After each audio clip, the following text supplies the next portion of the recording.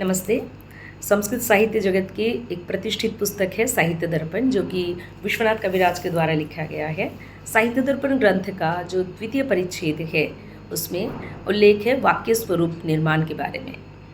तो वाक्य स्वरूप निर्माण विषय के ये द्वितीय परिच्छेद जब हम पढ़ते हैं तो सबसे पहले आता है वाक्यम क्या है।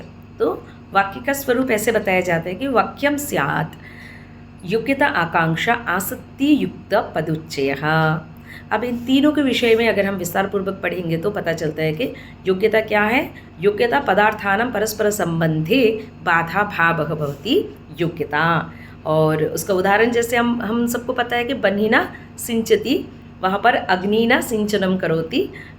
ये अगर होता है तो अग्नि जलवत् सिंचनम कर्तुं कदापि न शक्नोति, यतोहि अग्नौ सिंचनक्रियायां योग्यता नास्ति।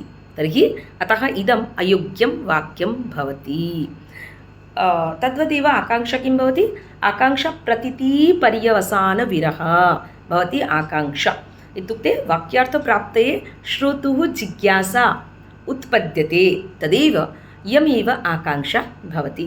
उदाहरणरूपेण गौरः, अश्वः, पुरुषः, हस्ति सर्वम् आकांक्षा एव। आकांक्षायाः उदाहरणरूपेण भवति। तदनन्तरम् आसक्ति। आसक्ति किं भवति? आसक्तिर्बुद्ध्या विच्छेदः, अर्थात् वाक्यस्य पदानां परस्परं सम्बन्धः यदि न स्यात् तर्हि अर्थबोधनम् अपि न भवति। तर्हि तत्र तस्मिन् स्थाने आसक्ति एव भवति। तर्हि उदाहरणरूपेण यदि देवदत्तः इत्यस्य उच्चारणम् अद्य भवति, किन्तु गच्छति इत्यस्य उच्चारणं दिनान्तरे वा श्वः भवति, तर्हि तयोः सङ्गतिः न स्यात्। एषः बुद्धिविच्छेदः भवति, वाक्यत्वं बुद्धिविच्छेदः वाक्यत्वं बाधते खलु। तर्हि निष्कर्षरूपेण वयं वक्तुं शक्नुमः वाक्यस्य स्वरूपे आकांक्षा, योग्यता, आसक्ति च आवश्यकानि तत्त्वानि एव भवन्ति। यदि एतेषु कस्यचित् अभावः भवति तर्हि पदसमूहः वाक्यत्वं न सिद्धयति खलु। तर्हि तत्तु वाक्यं कथं निर्माणं करणीयं तदस्ति योग्यता, आकांक्षा, आसक्ति युक्तपदुच्चयेन वाक्यनिर्माणं क्रियते। तर्हि अधुना वाक्यम् अपि द्विधा विभज्यते। तत् किं? वाक्यं, महावाक्यं खलु। वाक्यमित्युक्ते पदानां समाहारः भवति वाक्यं। महावाक्यमित्युक्ते वाक्यानां समाहारः महावाक्यं खलु। तर्हि सर्वत्र पदस्य आवश्यकता भवति। तर्हि यदि पदस्य आवश्यकता भवति, तत्र द्वितीयपरिच्छेदे लिखितमस्ति वर्णसमूहेन किं वर्णाः पदं प्रयोग अर्हान् इति। तर्हि वर्णसमूहेन अर्थबोधकः शब्दः निष्पद्यते, स शब्द एव पदत्वं भजते। तर्हि शब्द एव प्रधान। तर्हि शब्दे यदि भवति तत्र, तर्हि शब्दस्य शक्ति अपि भवति। तर्हि शक्ति कतिविधा भवति? शक्ति त्रिधा भवन्ति। तत्तु अभिधा, लक्षणा, व्यञ्जना इति शब्दे विद्यमान शक्ति तिस्रयः सन्ति तत्र खलु।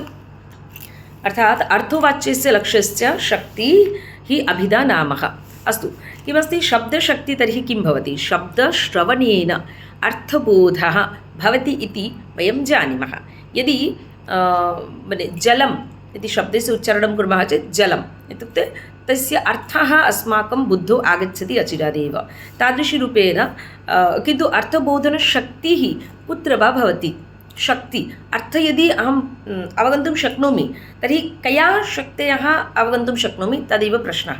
तर्हि शब्दे विद्यमानाः शक्तयः कति यदि वदन्ति चेत् तिस्रः अभिधा, लक्षणा, व्यञ्जना। तर्हि अभिधा किम्? अभिधाशक्तिः विद्यमाना सहजशक्तिः भवति। अनया सङ्केतितार्थः गृह्यते। यदा कश्चन शब्दः तस्य मुख्यं संज्ञारूपं वा अर्थं वा प्रतिपादयति, तदा सः शब्दः अभिधया बोध्यते इति अर्थः। इत्युक्ते गामानय इत्यत्र गौशब्दस्य अर्थः सस्नादि मत्पिण्डः इति प्रत्यक्षरूपेण बोध्यते इति भवति अभिधा खलु। लक्षणशक्ति किं भवति? यदा शब्दस्य मुख्यार्थः बाध्यते तदा ततः सम्बन्धिनः अर्थस्य ग्रहणं क्रियते एषा शक्ति लक्षण इति कथ्यते। लक्षणशक्तिः मुख्यार्थवादे सम्बन्धार्थं बोधयति। उदाहरणं गङ्गायां घोषः इत्यत्र गङ्गाशब्दस्य मुख्यार्थः किं भवति? प्रवाहमान इत्युक्ते प्रवाहमान गतिमानः भवति गङ्गाशब्दस्य मुख्यार्थः झटिति यदि अस्माकं बुद्धौ आगच्छति चेत्। किन्तु तत्र घोषस्य असम्भवात् प्रवाहस्य सम्बन्धः इत्युक्ते तटे एव भवति इति लक्षणः तीररूपार्थः बोध्यते खलु। तर्हि अग्रिमः भवति व्यञ्जनशक्ति। व्यञ्जनशक्त्याः यदि कश्चन शब्दः प्रत्यक्ष अर्थात् परोक्षार्थम् एव बोधयति, माने साक्षात् अहं भोजनं करोमि साक्षात् न वदामि, किञ्चित् यदि वदामि बुभुक्षा अस्ति इत्युक्ते भोजनम् अपेक्षते, तर्हि तादृशरूपेण यदि व्यवहारः भवति, मतलब यया शक्त्याः तत् अस्माकं बुद्धौ अवगच्छति, बुद्धौ आगच्छति, तदेव व्यञ्जनशक्ति। इत्युक्ते यदा कश्चन शब्दः प्रत्यक्ष अर्थात् परोक्षार्थं बोधयति तदा तादृश प्रतीयमानार्थबोधने या शक्तिः उपयुज्यते सा भवति व्यञ्जनशक्ति। एषा शब्दशक्ति मुख्यतः काव्येषु एवं साहित्ये अधिकतया दृश्यते। तर्हि शब्दशक्तयः तिस्रः भवन्ति, अभिधा, लक्षणा, व्यञ्जना खलु।